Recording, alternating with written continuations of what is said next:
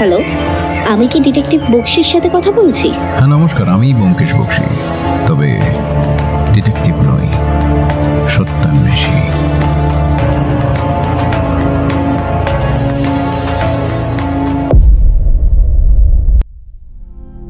শ্রদ্ধেয় ব্যোমকেশ বাবু, আশা করি পরম করুণাময় ঈশ্বরের আশীর্বাদে কুশলেই আছেন। আপনার হয়তো স্মরণে থাকবে, যখন শেষবার এখানে এসেছিলেন তখন আমার নাতনি যৌবনা সবেমাত্র কৈশোরে পদার্পণ করেছিল। সময় তো আর থেমে থাকে না, আর সেই সময়ের নিয়মে দেখতে দেখতে যৌবনা এখন কৈশোর থেকে যৌবনে পা দিয়েছে। কন্যা বড় হলে দায়িত্ব বেড়ে যায়, আমারও বেড়েছে। পণ্ডিত মশাই বললেন আগামী বৈশাখের 10 বড় সুলক্ষণ, তাই আর কাল বিলম্ব করলাম না। অতএব আপনি এবং আপনার বন্ধু অজিত বন্দ্যোপাধ্যায় সশরীরে এসে যৌবনাকে তার নতুন জীবনের জন্য 3 রাত্রি আগে থেকেই প্রাণ ভরে আশীর্বাদ করে যাবেন, এই কামনাই করি আমি। এটি রুদ্রপ্রতাপ সিংহ, 22শে ফাল্গুন 1334 বঙ্গাব্দ। চিঠিটা পড়ে আবারও সেটা ব্যোমকেশের দিকে এগিয়ে দিলাম। বললাম, ভদ্রলোকের বলার কায়দার তারিফ করতেই হয়। নাতনির বিয়ের কথা উল্লেখ না করেই পুরো বিষয়টা তো বললেনই, আবার আমাদের যে তিনি বিবাহের 3 দিন আগে থেকেই সেখানে উপস্থিত চান সেটাও বেশ কায়দা করে বলেছেন। কিন্তু ব্যোমকেশ হাত বাড়িয়ে চিঠিটা নিয়ে সেটাকে আবারও ভাঁজ করে হলুদ খামে পুড়তে পুড়তে একটু হাসল, কিছুই বলল না। তা যাবে নাকি? এইবার ব্যোমকেশ আমার দিকে তাকিয়ে বলল, তোমার কি মত? আমার যেতে আপত্তি নেই। তাহলে তো হয়েই গেল, রথ দেখাও হলো, গলা বেচাও হলো। ব্যোমকেশের এই কথা বলার কারণ ঠিক বুঝে উঠতে না পেরে বললাম, মানে? কতদিন কোথাও ঘুরতে যাওয়া হয়নি বলতো অজিত? কলকাতায় থেকে থেকে শরীরটা একেবারে ঝিমিয়ে গেছে। হাওয়া বদলের জন্য শ্যামনগরের মতো জায়গা কোথায় পাবে হে? কথাটা একদম ঠিক, অনেক দিন কলকাতার বাইরে যাওয়া হয়নি। আর এটাও ঠিক যে আমি এর আগে কখনো শ্যামনগর যাইনি। তবে রুদ্রপ্রতাপ সিংকে আমি দেখেছি। তিনি কি যেন একটা কাজে কলকাতায় এসে ব্যোমকেশের সঙ্গে দেখা করতে এসেছিলেন, সেটাও প্রায় মাস 6 তো হবেই। তখনই পরিচয়। নামটা যদিও জমিদারি টানে, কিন্তু হাততে তিনি কিংবা ওর কোনো পূর্বপুরুষ কখনোই জমিদার ছিলেন না। তবে অবস্থা সম্পন্ন মানুষ, বয়স 60-এর ঊর্ধ্বে।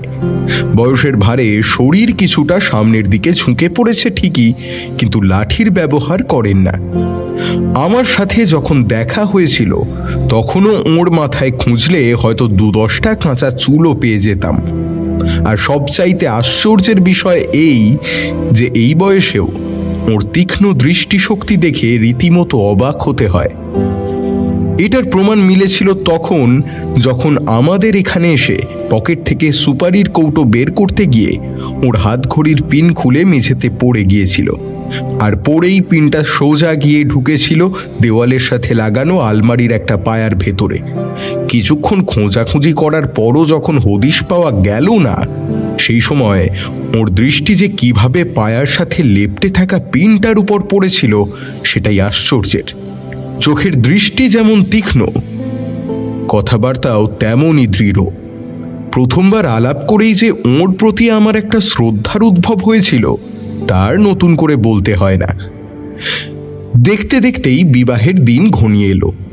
যেতে যেহেতু হবেই আর থাকতে হবে কয়েকটা দিন, তাই আমি আর ব্যোমকেশ আগে থেকেই প্রস্তুতি নিয়েই রেখেছিলাম।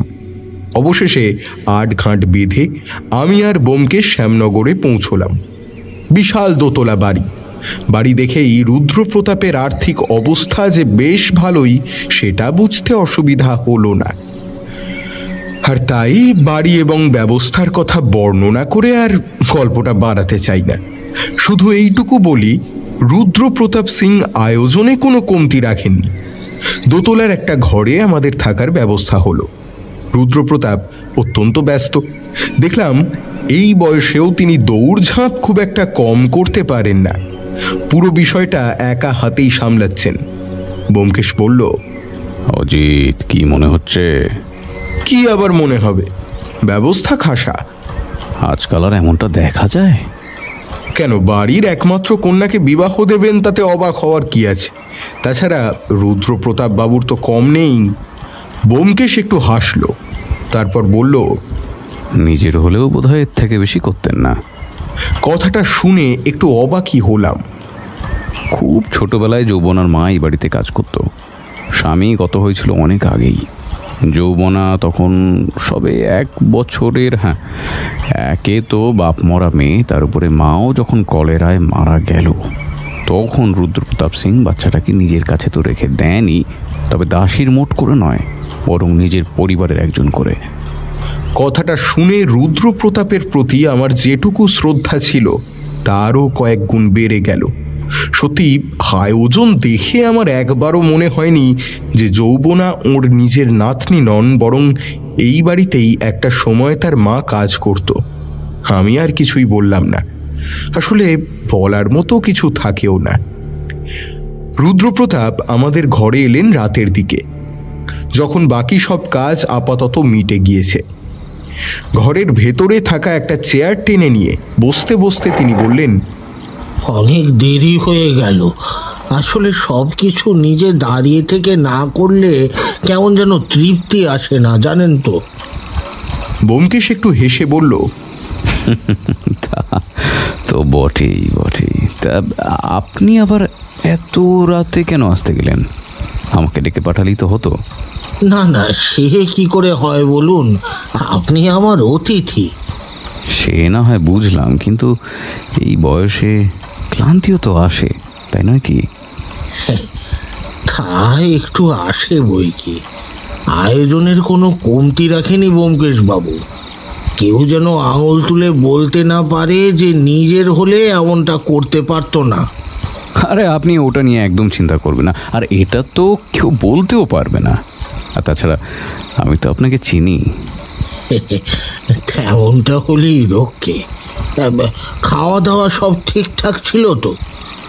বুঝতেই তো পারছেন, বাড়ি ভর্তি মানুষ, সব দিকে নজর দিতেও পারি না। তবে তবে আমার ভাগ্যটা খুব ভালো। ছেলে দুটো তো বটেই, সাথে লক্ষ্মী প্রতিমার মতো 2টি বৌমা পেয়েছি। তারাই সব দেখছে। আমি নিজে আর কতটুকুই বা পারছি। যেটুকু পারছেন সেটাও তো কম নয়। আলোচনা বাড়তে লাগলো, কিন্তু বেশিক্ষণ স্থায়ী হলো না। রুদ্রপ্রতাপ বাবুর বয়স হয়েছে। সারাদিনের ধকল সামলে রাত জেগে আড্ডা দেওয়ার মতো শরীর তার নেই। তিনি উঠে পড়লেন। তিনি চলে যেতেই ব্যোমকেশ বলল, বুঝলে অজিত, আমি এমন মানুষ না খুব কম দেখেছি। অন্য সময় এলে বুঝতে তিনি ঠিক কতটা আড্ডাবাজার রসিক মানুষ।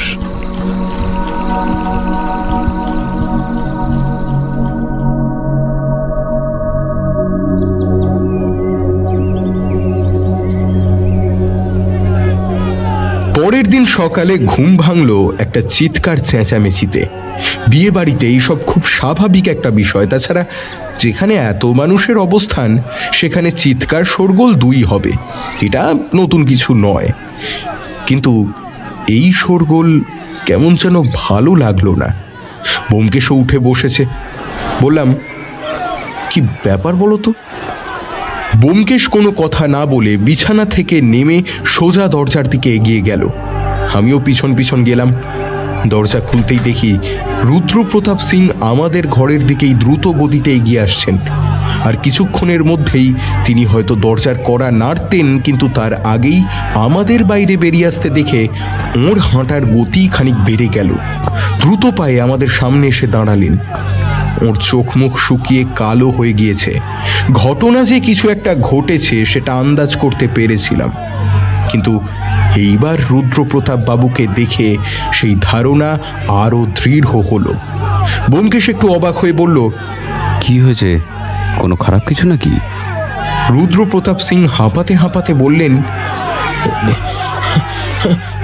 সর্বনাশ হয়ে গিয়েছে, সর্বনাশ হয়ে গিয়েছে ব্যোমকেশ বাবু, সর্বনাশ হয়ে গিয়েছে।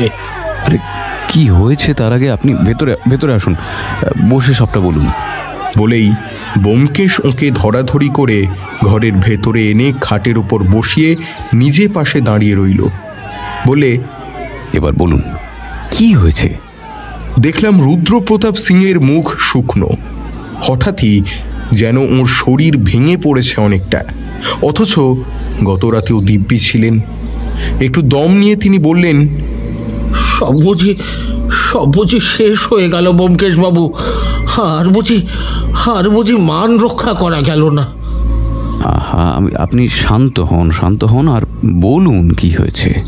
চুরি ব্যোমকেশ বাবু, চুরি। কথাটা শুনে আমি আর ব্যোমকেশ দুজনেই অবাক হয়ে গেলাম। পুরো ঘটনাটা খুলে বলুন তো।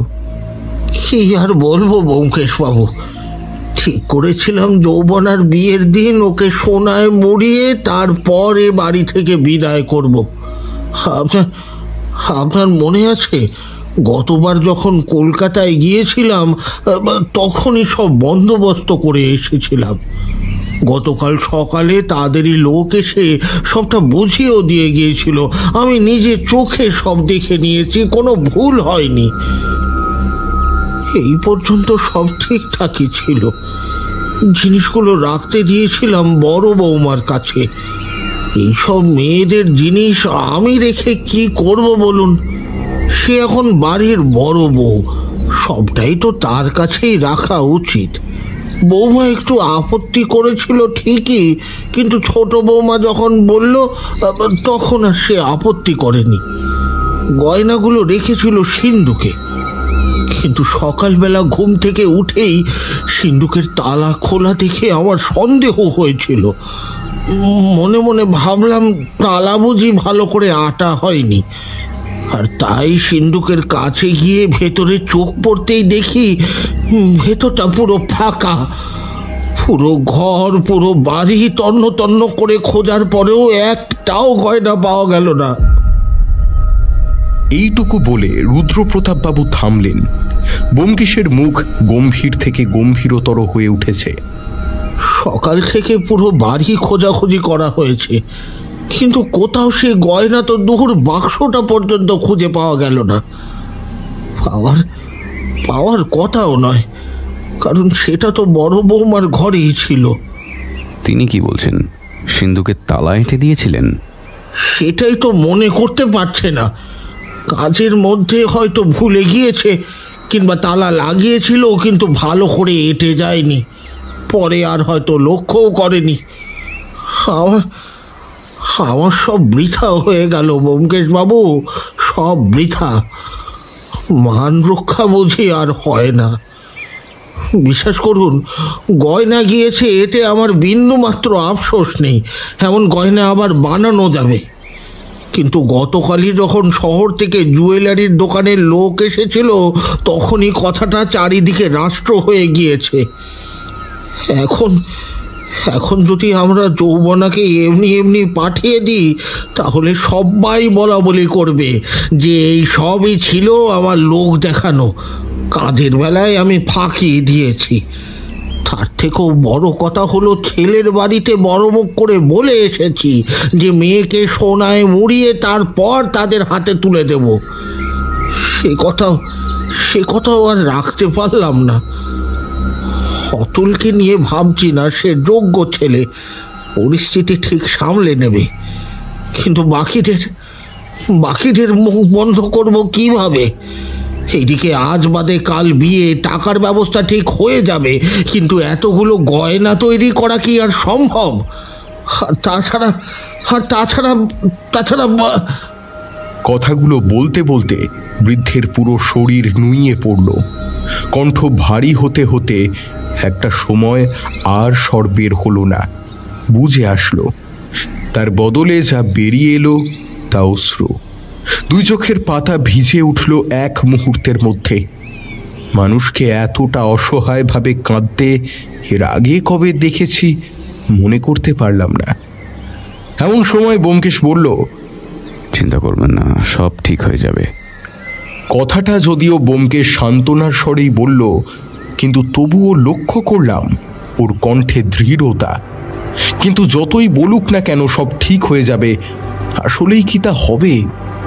এমন একটা অবস্থায় ব্যোমকেশ ঠিক কি করবে তা বুঝতে পারলাম না। অন্য সময় হলে হয়তো তবু সম্ভব ছিল, কিন্তু এমন একটা অবস্থায় যেখানে রাত পোহালেই বাড়িতে লোকজনের ঢল নামবে, সেখানে কি কোনো উপায়ে সব কিছু ঠিক হবে? আর তাছাড়াও বাড়ি ভর্তি মানুষ, এত অল্প সময়ে চুরির মাল উদ্ধার করা আদৌ কি সম্ভব? ব্যোমকেশের ভাবগতিক ঠিক বুঝতে পারলাম না, কিন্তু আমার চোখের সামনে যেন সব কিছু অন্ধকার হয়ে এলো। এই সবই আমার ভাগ্যে ছিল ব্যোমকেশ বাবু। যদি তাই না হবে তাহলে এমন কি দেখতে হতো? যে ভয়ে আমি সারাটা জীবন পেয়ে এসেছি, এই বুঝি কেউ বলল যে নিজের নাতনি হলে কি এমনটা করতে? ভালোবাসার কমতি আমার কখনোই ছিল না, তবুও লোকের মুখে যাতে একটাও কথা শুনতে না হয় সেই কারণে সব সময় নিজের সেরাটা দিয়ে এসে শেষ বেলায় কিনা। আবারও কথা বলতে বলতে বৃদ্ধের গলা বুঝে আসলো, থরথর করে কাঁপতে লাগলো পুরো শরীর। এইবার ব্যোমকেশ বৃদ্ধের দু হাত চেপে ধরে বলল, ভরসা রাখুন, আপনি যদি এইভাবে ভেঙে পড়েন তাহলে বাকিদের কি অবস্থা হবে বলুন তো? আচ্ছা চলুন, বৌঠানদের সাথে একটু কথা বলা যাক। ব্যোমকেশের কথায় বৃদ্ধ যেন শরীরে কিছুটা বল ফিরে পেলেন। বললেন, সত্যি বলছেন? সত্যি বলছেন ব্যোমকেশ বাবু? ভরসা দিচ্ছেন? হ্যাঁ দিচ্ছি। বেশ, চলুন তবে। কিন্তু একটা কথা বলি ব্যোমকেশ বাবু, আমার বড় বৌমা। ব্যোমকেশ বাধা দিয়ে বলল, নিশ্চিন্তে থাকুন। রুদ্রপ্রতাপ সিং আর কোনো কথা বললেন না, বিছানা ছেড়ে উঠে দাঁড়ালেন। ঘরের বাইরে এসে দেখি চারিদিকে নৈশব্দতা বিরাজ করছে। একটু আগেও যে বাড়ি হই হুল্লোড়ে মেতেছিল, সবাই এখন যেন তারাই কেমন চুপ করে গেছে। আমরা দোতলার বারান্দা ধরে সামনের দিকে এগিয়ে গেলাম। তারপর একটা দরজার খোলা কপাটের সামনে এসে দাঁড়ালাম। রুদ্রপ্রতাপ সিং নিজেই আমাদের ঘরের ভেতরে প্রবেশ করতে বললেন, কিন্তু আমি আর ব্যোমকেশ কিছুটা ইতস্তত করছি দেখে তিনি বললেন, আসুন ব্যোমকেশ বাবু, আসুন। আমরা ভেতরে প্রবেশ করলাম, আর করতেই দেখলাম ভেতরে 3 জন স্ত্রীলোক ঘরের বিভিন্ন জায়গায় বসে আছেন। কারো মুখে কোনো কথা নেই। তাদেরই মধ্যে যিনি ঘরের ঠিক মাঝখানের খাটের উপর আলুথালু বেশে বসে আছেন, ওর মুখের দিকে তাকানো যাচ্ছে না। চোখের জল গাল বেয়ে নেমে পড়েছে নিঃশব্দে। উনি বোধহয় এই বাড়ির বড় বউ। আমার অনুমানই সত্যি হলো। রুদ্রপ্রতাপ সিং নিজেই পরিচয় করিয়ে দিলেন। ওর নাম প্রমীলা দেবী, বড় ছেলে ইন্দ্রনীল সিংয়ের স্ত্রী। আর যিনি ঘরের এক কোনায় চেয়ারে বসে আছেন, উনি শ্রীলেখা দেবী, ছোট ছেলে জ্যোতি সিংয়ের স্ত্রী। আর তৃতীয় স্ত্রীলোকটি হলেন রুদ্রপ্রতাপ সিংয়ের ছোট ভাইয়ের স্ত্রী মণিবালা।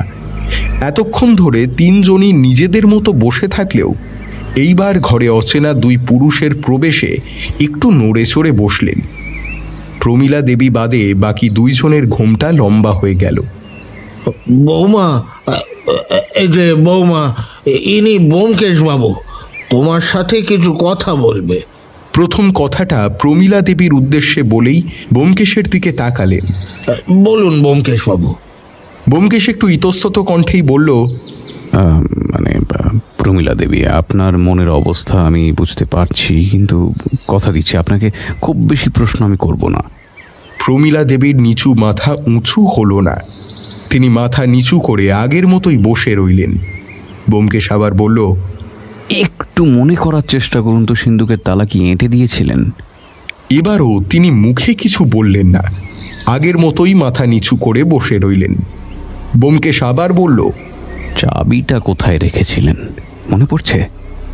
এইবার প্রমীলা দেবী চোখ তুলে এক মুহূর্তের জন্য চাইলেন, তারপর আবারও চোখ নামিয়ে ধরা ধরা কান্নারত ক্ষীণ কণ্ঠে বললেন, আঁচলে। বলেই তিনি শাড়ির আঁচলে বাঁধা পিতলের চাবিটা দেখালেন। ব্যোমকেশ একবার সেদিকে তাকিয়ে দেখল, তারপর আবার বলল, আপনি যখন গয়নার বাক্সটা সিন্ধুকে রেখেছিলেন তখন অন্য কেউ সাথে ছিল? এইবার তিনি মুখে কিছু বললেন না ঠিকই, কিন্তু ওর দৃষ্টি ঘুরে গেল চেয়ারের হাতল ধরে বসে থাকা শ্রীলেখা দেবীর দিকে। ব্যোমকেশও একবার সেদিকে তাকিয়ে আবারও দৃষ্টি সরিয়ে নিল, বলল, আর কেউ ছিল না? প্রমীলা দেবী মাথা নাড়লেন। এই মাথা নাড়ার অর্থ না। সারা দিনে ঘরে আর কেউ আসেনি? এতক্ষণে প্রমীলা দেবী হয়তো কিছুটা সামলে উঠলেন, আর তাতেই বললেন, সারাদিনে অনেকেই এসেছে এই ঘরে, সন্ধ্যার পর আর কেউ আসেনি, তখন আমি একাই ছিলাম। সন্ধ্যায় সব ঠিক ছিল? প্রমীলা দেবী চুপ করে রইলেন, যার অর্থ একটাই, তিনি জানেন না। ব্যোমকেশ আর কোনো প্রশ্ন করল না। ঘরের এক কোণে রাখা লোহার সিন্দুকটার দিকে এগিয়ে গেল। সিন্দুকের দরজা হাট করে খোলা, ভেতরে কিছুই নেই। আমিও এগিয়ে গেলাম সেদিকে। ব্যোমকেশ খুব ভালো করে সিন্দুকের তালাটা পরীক্ষা করল। ভাঙার কোনো চিহ্নই নেই। তাছাড়া এ তালা ভাঙা কার্যত সম্ভব নয়। সে সিন্দুকের দরজা লাগিয়ে দিল, কিন্তু তালা লাগালো না। তালা লাগিয়ে দিতে হলে চাবি দরকার। ব্যোমকেশ আবারও প্রমীলা দেবীর দিকে এগিয়ে গেল। কিছু মনে করবেন না, চাবিটা একটু দিন তো। প্রমীলা দেবী কোনো বাক্য ব্যয় না করেই চাবিটা আঁচল থেকে খুলে ব্যোমকেশের হাতে দিলেন। এইবার তালার গর্তে চাবি ঢুকিয়ে দিয়ে উল্টো দিকে ঘোরাতেই একটা খুট শব্দ হলো এবং সেই সাথে তালা বন্ধ হলো। ব্যোমকেশ এবার চাবি ছাড়াই সিন্দুকের দরজাটা খোলার চেষ্টা করল, কিন্তু সেটা খুলল না, যার অর্থ যদি তালা ভালোভাবে লাগতো তাহলে চাবি ছাড়া এই দরজা খুলতো না।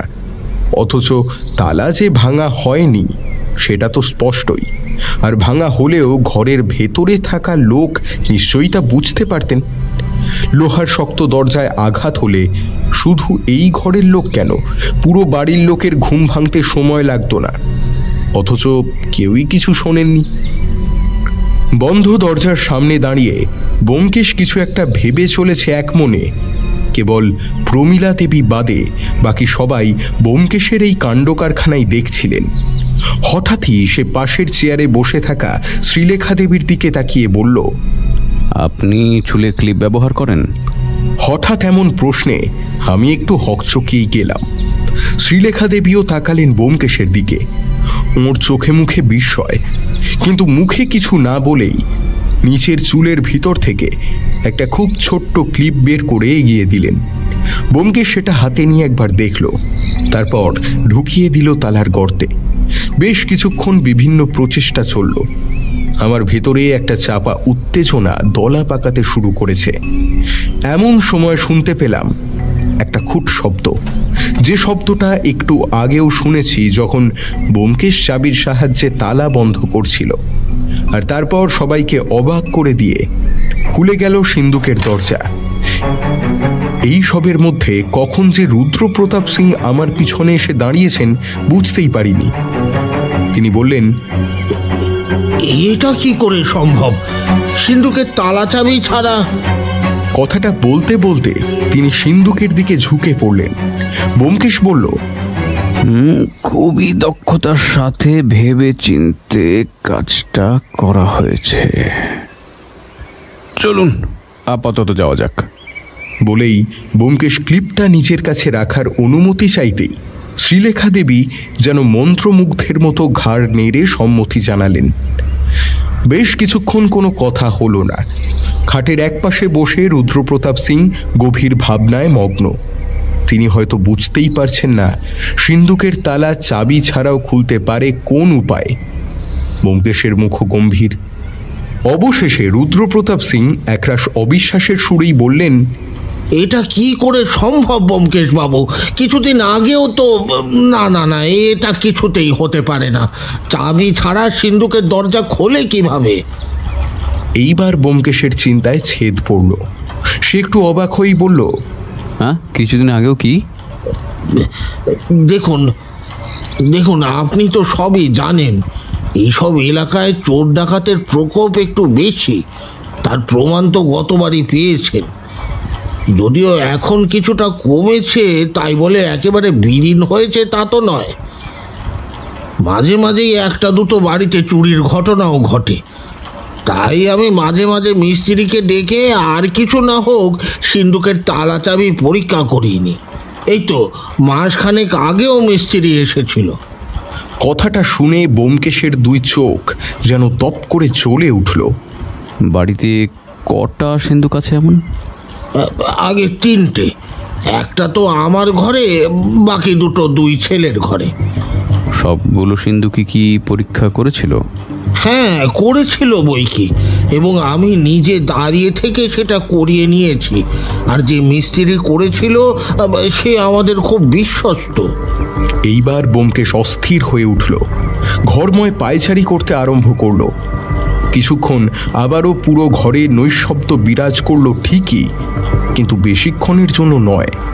সে বলল, চলুন বাকি দুটো সিন্ধুক একবার দেখা যাক। বাকি দুটো সিন্ধুকও একইভাবে খুলে গেল শ্রীলেখা দেবীর মাথার ক্লিপের সাহায্যে। রুদ্রপ্রতাপ সিংয়ের ঘরের সিন্ধুকও এবং জ্যোতি সিংয়ের ঘরের সিন্ধুকও।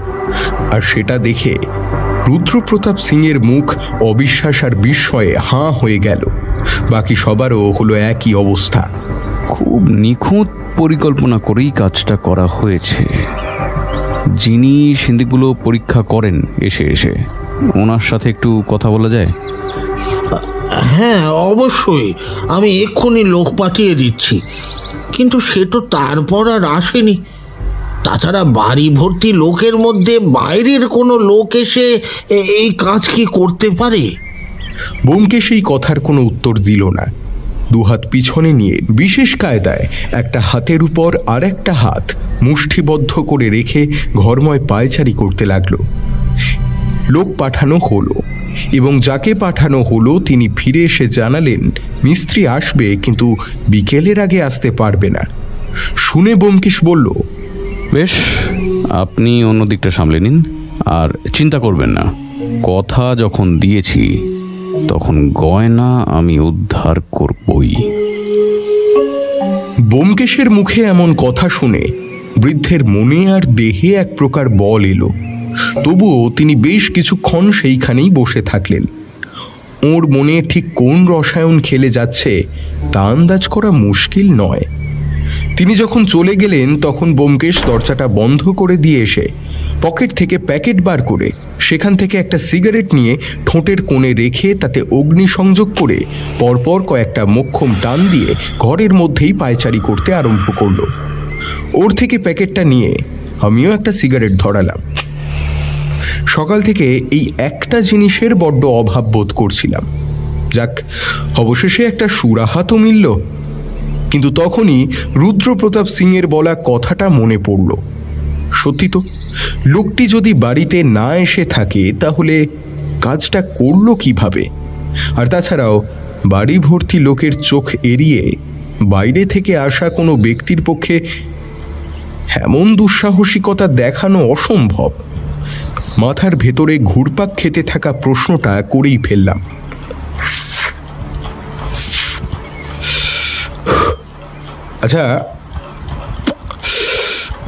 আচ্ছা ব্যোমকেশ, তোমার কি মনে হয় তাহলে মিস্ত্রি কি? না অজিত, না, সে কাজটা করেনি। তাহলে সেটাই তো বুঝতে পারছি না। সবার চোখ ফাঁকি দিয়ে এমন একটা কাজ করলো কি? তাছাড়া সিন্ধুকের তালা যেভাবে ভেতর থেকে ভাঙা হয়েছে তাতে শুধু ক্লিপ কেন, ওই জাতীয় যে কোনো বস্তু দিয়েই অনায়াসেই তালা খুলে যাবে। তবে একটা কথা বলতেই হয়, যেই কাজটা করুক না কেন বিস্তর অভিজ্ঞতা তো দরকারি, সেই সাথে সাহসও। আর তাছাড়াও ব্যোমকেশের এই শেষের কথাগুলো শেষ হলো না। ঠিক এই সময় বাইরে থেকে পুরুষালী কণ্ঠস্বর ভেসে এলো। কণ্ঠ মোটেও শান্ত নয়। ব্যোমকেশ আর আমি বাইরে বেরিয়ে এসে দেখি রুদ্রপ্রতাপ সিংয়ের দুই ছেলে কলকাতা থেকে ফিরে এসেছেন গতকাল দুজনের সাথেই একটি বারের জন্য আলাপের সুযোগ হয়েছিল। কথা বলছেন বড় ছেলে ইন্দ্রনীল সিং। কণ্ঠ মোটেও স্বাভাবিক নয়। জ্যোতি সিং যদিও ভাইকে শান্ত করার চেষ্টা করছেন ঠিকই, কিন্তু তাতে লাভের লাভ কিছুই হচ্ছে না। কিন্তু বাকি আর একজনকে চিনতে পারলাম না, কারণ এখানে এসে তার সাথে আমাদের আলাপ হয়নি। ইন্দ্রনীল বাবু কথাগুলো সামনে দাঁড়িয়ে থাকা রুদ্রপ্রতাপ বাবুকে শোনাচ্ছেন ঠিকই, কিন্তু ওকে উদ্দেশ্য করে বলছেন না। না না বাবা, এতটা অসাবধান হয় কি করে ও? আহা, বৌমার দোষটা কোথায়? তাহলে কার দোষ? এত বড় একটা দায়িত্ব নিয়ে হেলায় ভাসিয়ে রেখেছিল। এখন উপায় কি হবে? সবাই তো বলবে নিজের মেয়ে নয় বলে আমরা মিথ্যে নাটক সাজাচ্ছি, যেন কিছু দিতে না হয়। বুঝলাম কথাগুলো বলছেন প্রমীলা দেবীকে উদ্দেশ্য করে। আমরা এগিয়ে গেলাম। এতক্ষণ তিনি আমাদের লক্ষ্য করেননি, এবার করতেই চুপ করে গেলেন, আর কিছু বললেন না। রুদ্রপ্রতাপ সিং বললেন, বৌমার কোনো দোষ নেই, সিন্ধুকের তালা চাবি ছাড়াই খুলে যায়। ইন্দ্রনীল বাবু বোধহয় এই খবরটা আগে পাননি। যদি পেতেন তাহলে এতটা অবাক তিনি হতেন না। বললেন, কি? চাবি ছাড়া খুলে যায়? হ্যাঁ, বিশ্বাস না হলে ব্যোমকেশ বাবুর থেকে শুনে দেখো, আর সেটাও যদি না হয় তাহলে নিজেই গিয়ে দেখো। এইবার তিনি ব্যোমকেশের দিকে তাকালেন, তারপর বললেন, কিন্তু তা কি করে সম্ভব? কিছুদিন আগেই তো মিস্ত্রি এসে... আসলে আমার মনে হয় মিস্ত্রি আসার পরে কেউ তালাগুলোকে খুব সতর্কতার সাথে নষ্ট করে দিয়েছে। কিন্তু আশ্চর্যের বিষয় এই যে সিন্ধুকের তালা নষ্ট করলো কে এবং কিভাবে। ইন্দ্রনীল বাবু এই কথা শুনে ফ্যালফ্যাল করে তাকিয়ে থাকলেন বেশ কিছুক্ষণ। তারপর বললেন, সিন্ধুকের তালা যদি নষ্ট হয় তাহলে সিন্ধুকের কাজ কি? যেখানে কোনো কিছু নিরাপদই নয়, তাহলে আর সেটাকে রাখা কেন? কথাটা খুব ঠিক।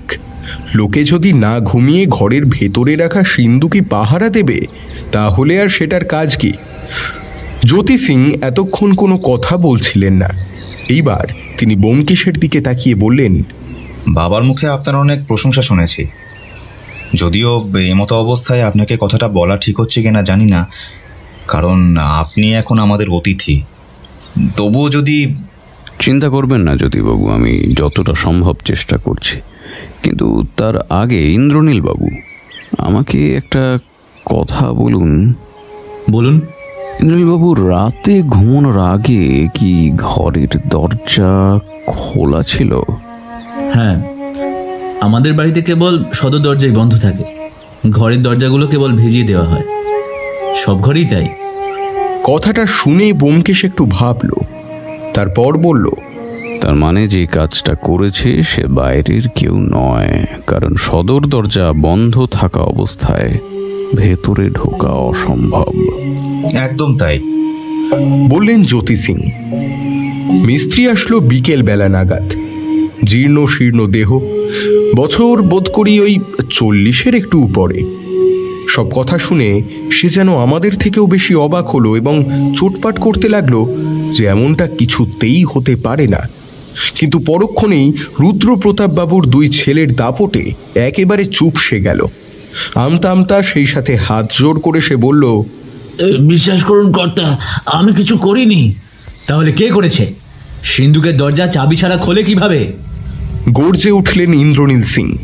উনি যে একটু রগচটা স্বভাবের তার প্রমাণ এর আগেও পেয়েছি। লোকটির দেহে যেটুকু প্রাণ ছিল, ইন্দ্রনীল বাবুর হুঙ্কারে এবার সেটুকুও যেন বেরিয়ে গেল। অবস্থা বেগতিক দেখেই হয়তো ব্যোমকেশ বলল, আচ্ছা ঠিক আছে, চলো তুমি একবার দেখে নাও, তুমি ভালো বুঝতে পারবে কাজটা কি উপায় করা হয়েছে। এরপর আমরা রুদ্রপ্রতাপ সিংয়ের ঘরের দিকে এগিয়ে গেলাম। লোকটি প্রথমেই চাবি দিয়ে সিন্ধুক খোলার চেষ্টা করল। সিন্ধুকের তালা আগের মতোই খুট শব্দে খুলে গেল। বিষয়টা বেশ স্বাভাবিক, কিন্তু সে ঠিক কী কারণে হতভম্বের মতো তালার গর্তে চাবি ঢোকানো অবস্থায় সবার মুখের দিকে তাকালো তা বুঝতে পারলাম না। ব্যোমকেশ বলল, কি হলো?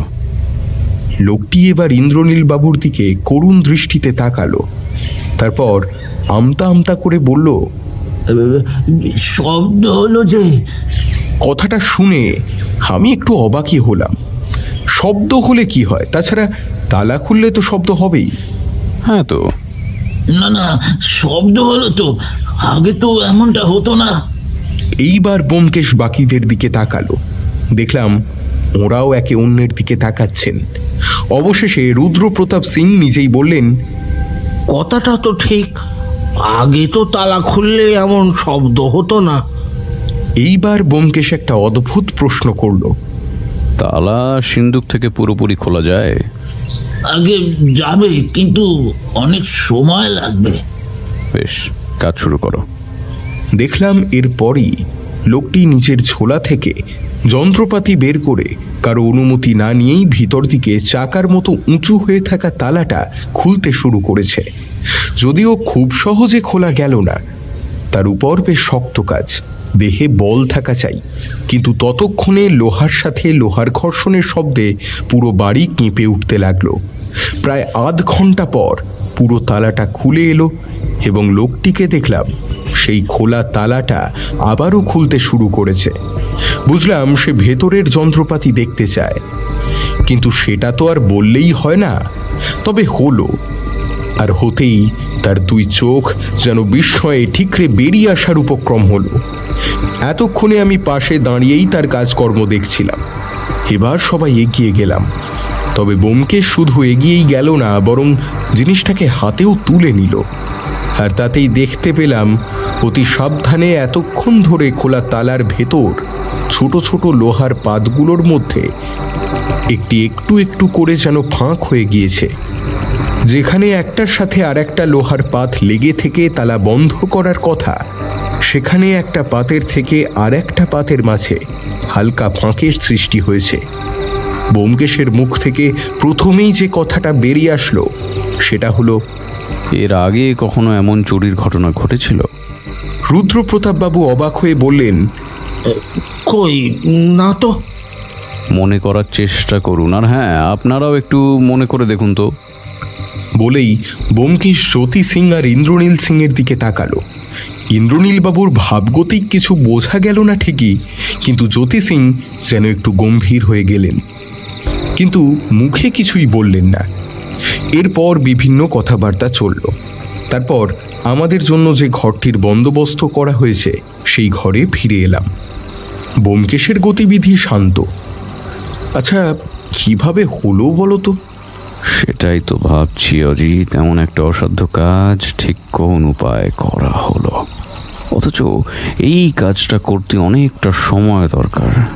তবে একটা কথা বলতে পারি, কাজটা যেই করুক না কেন, সে হয় এই বাড়িরই কেউ, আর নয়তো এমন একজন যার আসা যাওয়া খুব বেশি এবং প্রতিটা ঘরেই তার সমান চলাচল।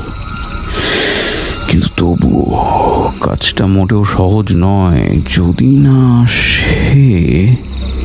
এইটুকু বলে ব্যোমকেশ একটু থামল। আমি অধীর আগ্রহে তার পরের কথাগুলো শোনার জন্য অপেক্ষা করতে লাগলাম। বেশিক্ষণ অপেক্ষা করতে হলো না। সে আবার বলল, কাজটা মোটেও সহজ নয় অজিত, যদি তার প্রচুর পরিমাণে অভিজ্ঞতা না থাকে। আচ্ছা অজিত, তোমার কি মনে হয় কে হতে পারে? কিন্তু ব্যোমকেশের কথা শেষও হলো না, তার আগেই দরজার কড়া নড়ে উঠল।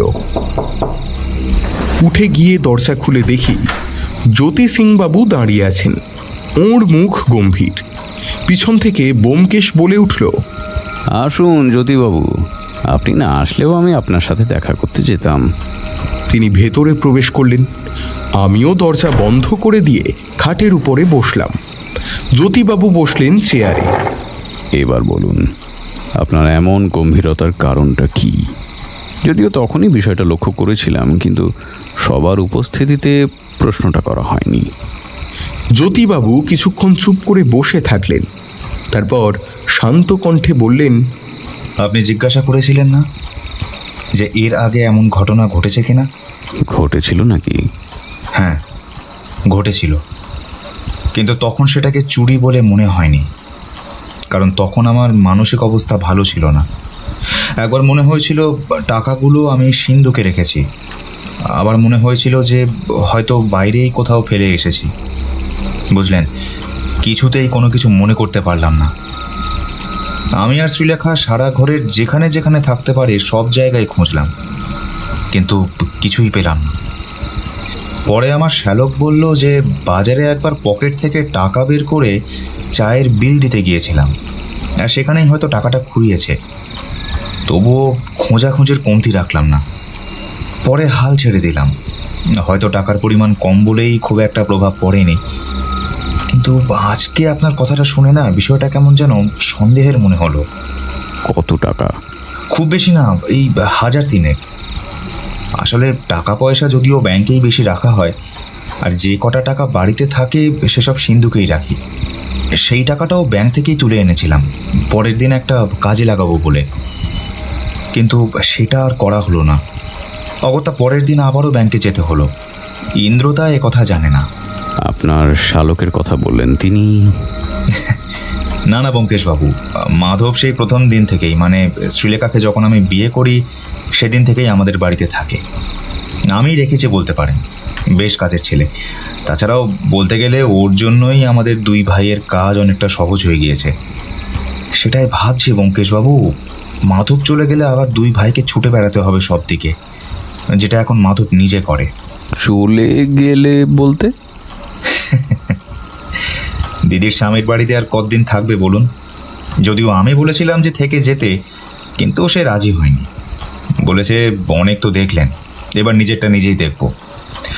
আসলে ওর একটা চাকরি হয়েছে, বর্ধমানে যে নতুন কারখানাটা তৈরি হয়েছে সেখানেই।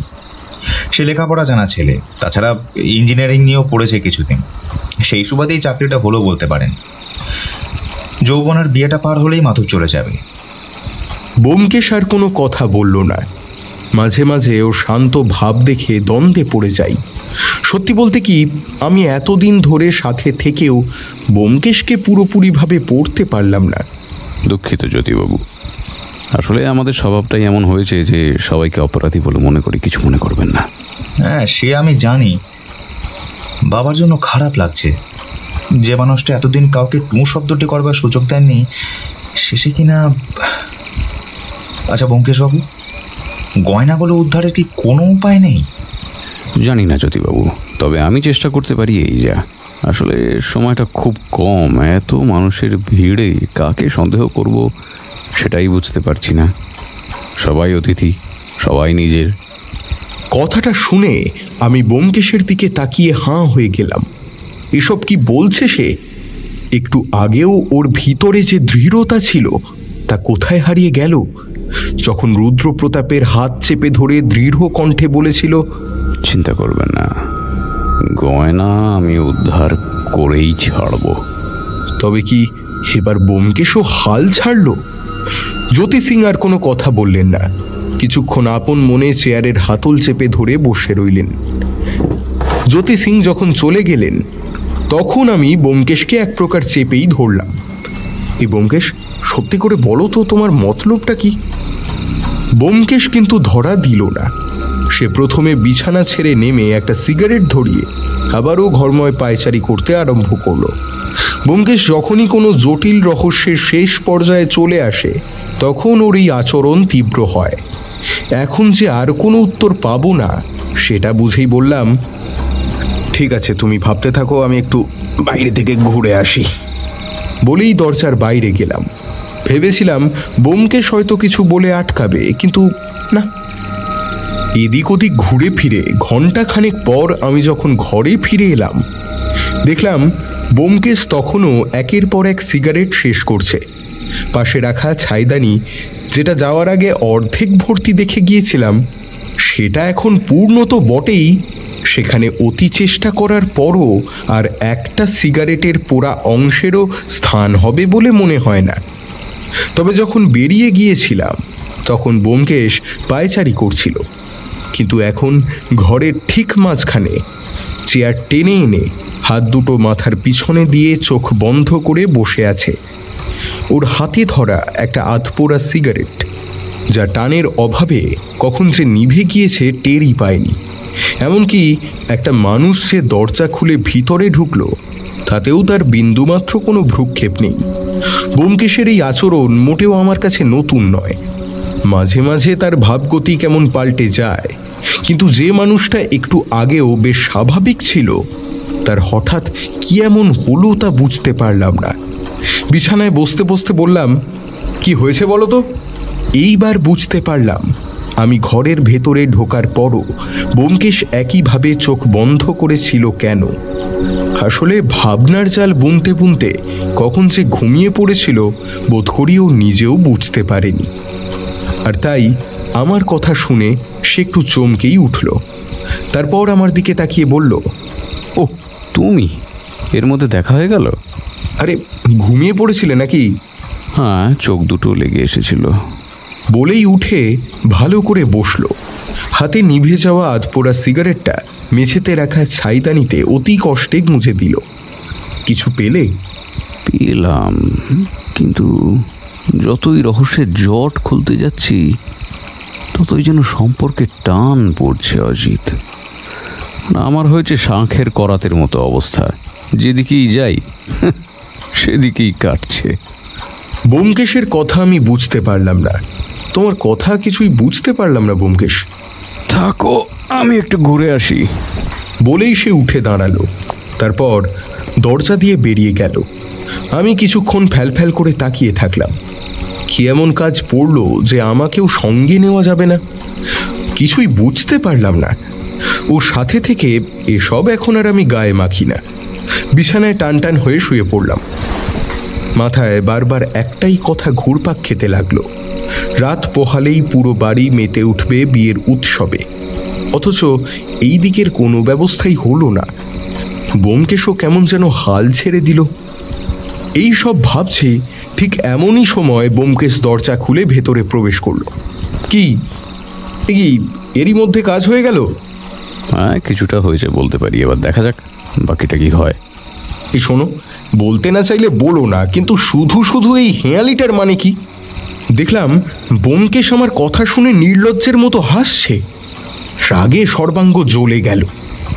আবার পাশে বসতে বসতে বলল, কথায় আছে সবুরে ফলে হ্যাঁ মেওয়া মেওয়া। যাও তো, ভাল লাগছে না সব। এমনিতেই চিন্তায় মাথা ঘুরে যাচ্ছে, আর তুমি তার মধ্যে এসব রসিকতা করছো। না, মোটেও নয়। এই কি, তবে সময় কাটানোর জন্য কিছুটা রসিকতা তো করাই যায়, এতে সময় আবার দ্রুত পার হয়। কি কি বলো অজিত?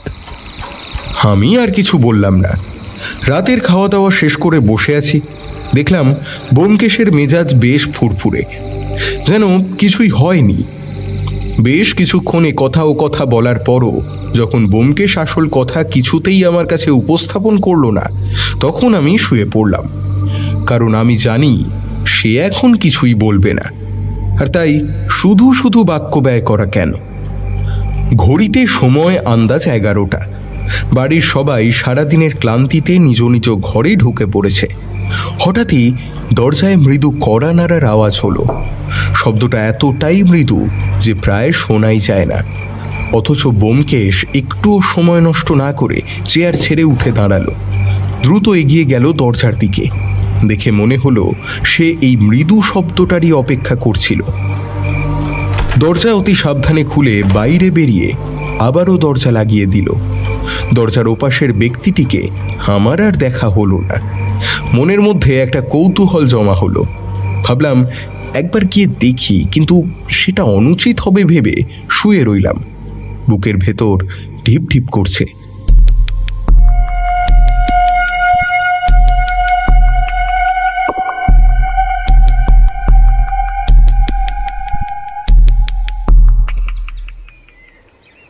ব্যোমকেশ ঠিক কখন ফিরেছে জানি না।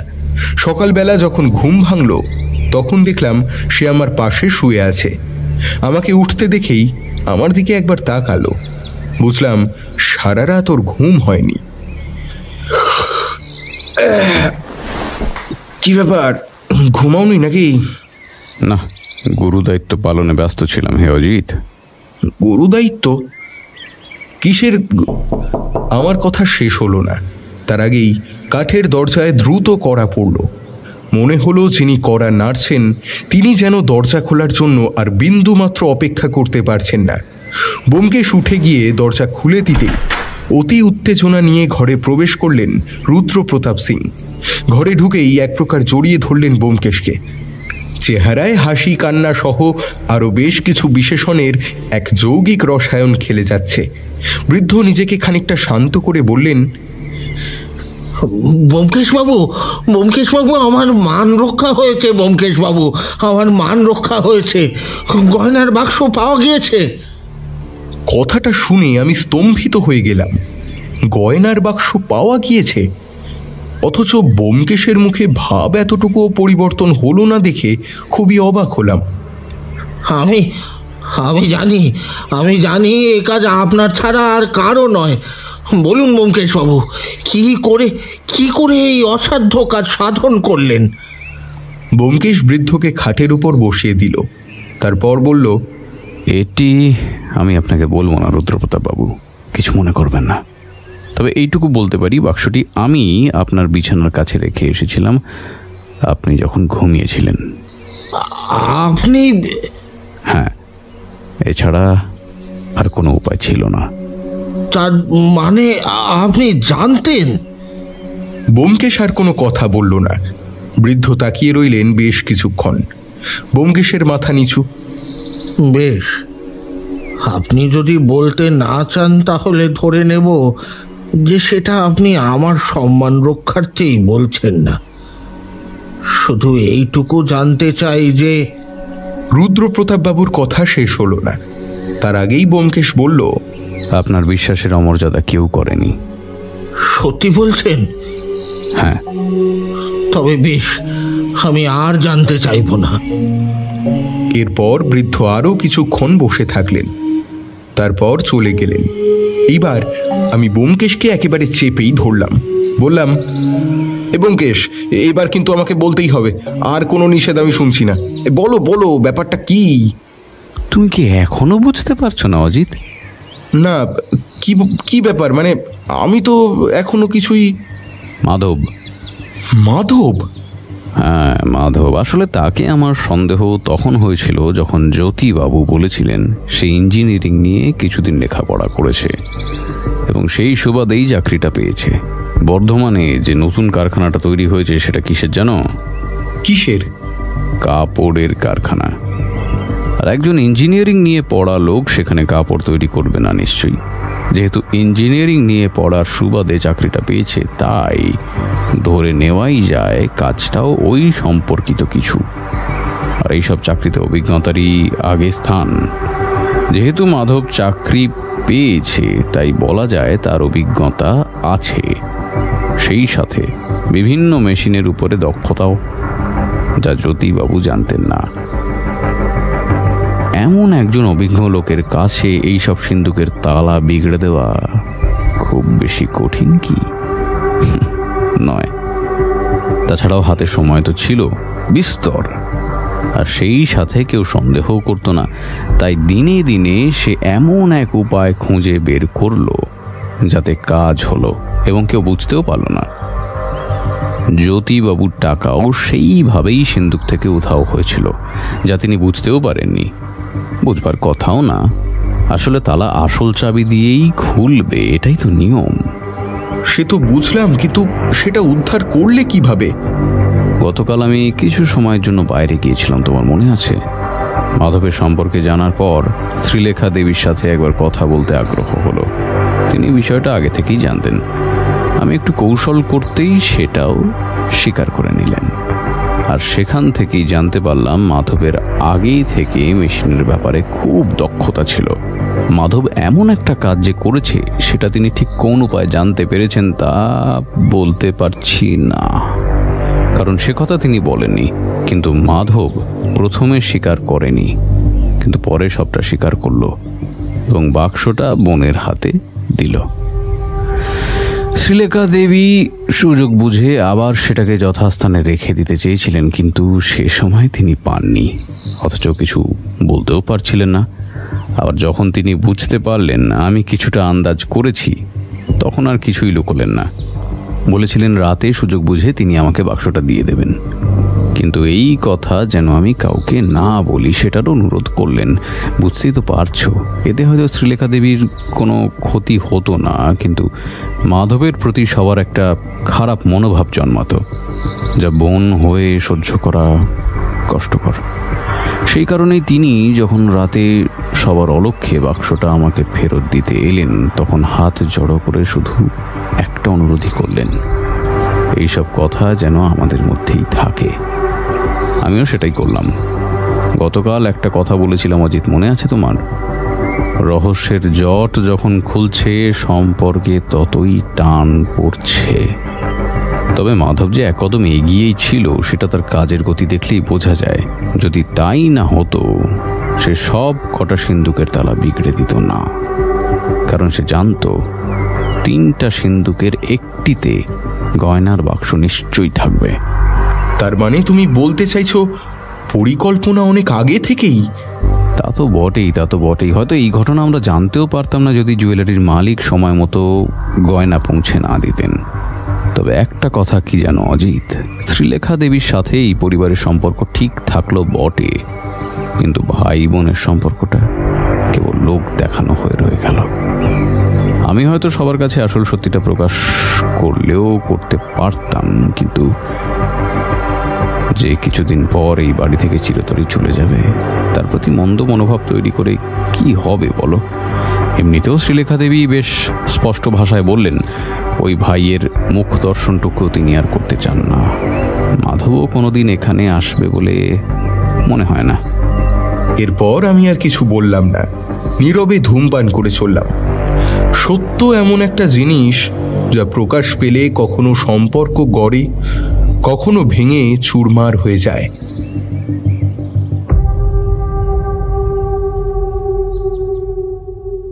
ধন্যবাদ আমাদের সাথে থাকার জন্য। আজকে আপনাদের সঙ্গে ছিলাম হররস্কোপ অফিসিয়াল থেকে আমি রক্তিম, সাহিত্য সমাহার ইউটিউব চ্যানেল থেকে আকাশ, ব্যোমকেশ বক্সির চরিত্রে শুভারণ বসু, অন্যান্য চরিত্রে বর্ণিশা, বং স্টোরি সার্কেল থেকে শুভদীপ নাথ, গল্পের আসর থেকে স্নেহাত্রী।